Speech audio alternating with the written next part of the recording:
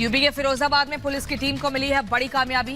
Canter में छिपाकर ले जा रहे 72 लाख रुपए की अवैध शराब को पुलिस ने पकड़ा है। एक शराब तस्कर भी बरामद। उत्तर प्रदेश के मैनपुरी में भूमाफियाओं की दबंगई। कब्रिस्तान गए शख्स के साथ मारपीट की गई। कब्रिस्तान की जमीन कब्जा करने के इरादे से मारपीट। पीड़ित ने एसपी को शिकायत दी। यूपी के मथुरा में युवक को कार समेत जला देने के मामले में खुलासा। युवक की प्रेमिका ने ही बनाया था प्लान। पुलिस प्रेमिका से कर रही पूछताछ। बाकी आरोपियों की तलाश में जुटी पुलिस। उत्तर प्रदेश के महोबा में 4 दिन पहले हुई हत्याकांड में खुलासा हुआ। हत्या को अंजाम देने वाले दंपति गिरफ्तार किए गए। अवैध संबंधों के चलते युवक को उतारा था मौत के घाट।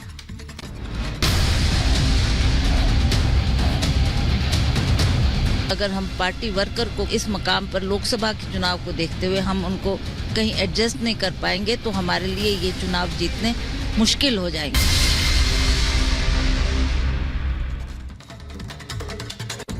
तो 5 मिनट में भारत के बाद अब रुख करते गए उस खबर की तरफ जिसका लगातार इंतजार आम लोग भी कर रखे हैं कि आखिर हिमाचल की धरा पर हो क्या रहा है। हम बात कर रखे हैं हिमाचल की सियासत को लेकर मिल रही इस वक्त की बड़ी खबर की। आपको बता दें कि विक्रमादित्य सिंह पंचकुला पहुंचे और कांग्रेस के बाकी 6 विधायकों से उन्होंने मुलाकात की है। तो ये बड़ी जानकारी जो है वो सूत्रों के हवाले से निकलकर सामने आ रही है।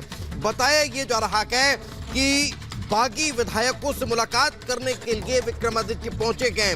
देर रात पंचकुला पहुंचे और पंचकुला पहुंचने के बाद वहां ठहरे हुए कांग्रेस के बागी 6 एमएलए से उन्होंने मुलाकात की है। आपको जानकारी दें कि 2 दिन पहले ही विक्रमादित्य ने अपने मंत्री पद से इस्तीफा दिया।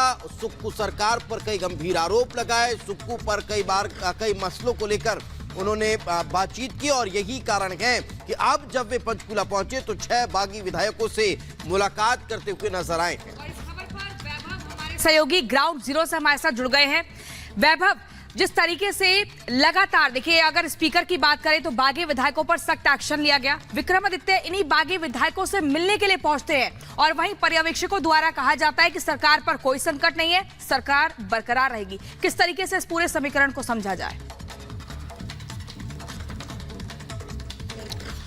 देखिए, शुरुआत समझने की अगर करें तो हम राज्यसभा में क्रॉस वोटिंग से शुरुआत करेंगे। दरअसल राज्यसभा चुनाव में बीजेपी अल्पमत होने के बावजूद अपने कैंडिडेट को जितवा लेती है। क्रॉस वोटिंग जबरदस्त होती है राज्यसभा चुनाव में और इस क्रॉस वोटिंग के बाद कांग्रेस के 6 विधायक खुलकर सामने आ जाते हैं जो कांग्रेस से बगावत को लेकर कहीं ना कहीं से बगावत करते हैं और उसके बाद यहां से सीधा वो पंचकुला पहुंच जाते हैं।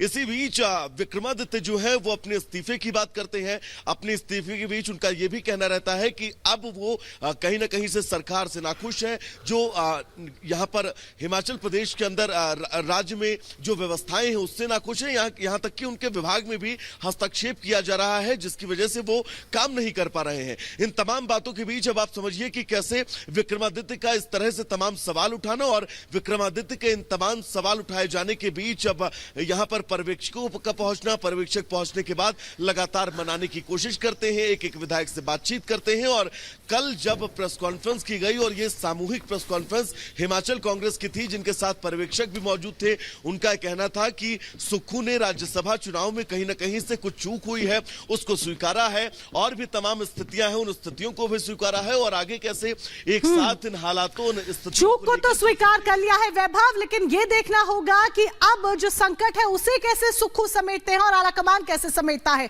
जुड़ने के लिए बहुत बहुत धन्यवाद आपका। तो हिमाचल की सियासत की जब हम बात करते हैं तो सियासी संग्राम लगातार जारी है। राज्यसभा चुनाव के बाद से हिमाचल में सुक्खू की कुर्सी संकट में नजर आ रही है। बागी हुए कांग्रेस के विधायक सरकार के लिए एक बहुत बड़ा संकट पैदा कर सकते हैं। हालांकि कांग्रेस के ऑब्जर्वर्स सरकार पर किसी भी खतरे से साफ इनकार करते हुए नजर आ रहे हैं। अब ऐसे में चुनौतियां तो तमाम है, लेकिन इन चुनौतियों से आलाकमान कैसे पार पाएगा यह देखना होगा। रिपोर्ट देखिए।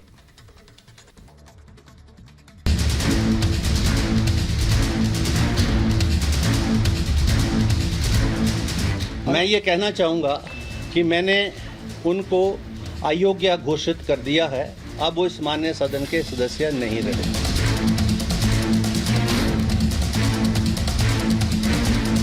तो क्या कांग्रेस के पास अब कोई विकल्प नहीं था और कांग्रेस ने जो सियासी एजेंडा सेट किया उसके लिए मात्र यही एक विकल्प था कांग्रेस का सियासी गणित आपको समझाएंगे, लेकिन उससे पहले विधानसभा स्पीकर का फैसलों वाला बयान सुनिए। मैं ये कहना चाहूंगा कि मैंने उनको अयोग्य घोषित कर दिया है। अब वो इस माननीय सदन के सदस्य नहीं रहे। मैंने अपनी तरफ से ये प्रयास किए हैं कि दोनों पार्टियों को पूरा टाइम दिया है, और मुझे इसलिए इस ऑर्डर को जल्दी करना था क्योंकि एंटी डिफेक्शन लॉ के अंदर जो इंटेंशन है उस लॉ की, और कमीशन जो लॉ कमीशन की जो रिपोर्ट्स हैं वो ये बोलती हैं कि आया राम गया राम की पॉलिटिक्स नहीं होनी चाहिए। राज्यसभा चुनाव के बाद हिमाचल कांग्रेस में खलबली मच गई। कांग्रेस के बागी विधायकों ने सुक्खू सरकार की नींव हिला दी है, तो इसका खामियाजा तो उन्हें उठाना ही पड़ता। आखिर हुआ भी वही। कहते हैं विकल्प कभी खत्म नहीं होते, खास बात तब जब बात सियासी हो। तो हिमाचल में सत्ता बचाने के लिए कुछ ऐसा ही कदम कांग्रेस का दिख रहा है। इन आंकड़ों से समझिए। 6 बागी विधायकों की सदस्यता रद्द कर दी गई। विधानसभा में अब कुल 62 विधायक बचे हैं, यानी विधानसभा में बहुमत का आंकड़ा अब 32 है। 6 की सदस्यता रद्द होने के बाद कांग्रेस के पास अब 34 विधायक हैं, जो बहुमत के आंकड़ों से 2 ज्यादा है। ये राजनीतिक चुनौतियां होती है और राजनीतिक चुनौतियां का सामना करना पड़ता है, और मिलजुल कर हमने इस राजनीतिक चुनौती का सामना किया है। निश्चित तौर पर हम जनता की सेवा के प्रति जवाबदेही है, अपना दायित्व जनता के प्रति हमें निभाना है। कि जिस दिन से उन्होंने पार्टी के खिलाफ धोखा दिया है और अपने ईमान को बेचा, मेरा उनसे कोई संपर्क कभी दरवाजे बंद हो गए उनके? हमेशा राजनीति में किसी के लिए दरवाजे बंद नहीं होते। बागी विधायक हिमाचल में गेम चेंजर साबित हो सकते थे। कांग्रेस हो या बीजेपी, दोनों के लिए नंबर बड़ा मायने रखता था। लिहाजा कांग्रेस ने पहले गेम का ब्लूप्रिंट बनाया, फिर तैयारी के साथ मैदान में आए।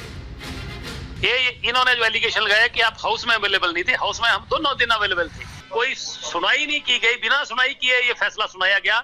मुझे लग रहा है कि स्पीकर साहब के ऊपर बहुत बड़ा दबाव था, और दबाव के कारण ही फैसला लिया गया। मुख्यमंत्री का और कांग्रेस हाईकमान का दबाव स्पीकर साहब कर रहा होगा कि भाई आप इनको जो है, ताकि एक दबाव की एक राजनीति जो है हो सके।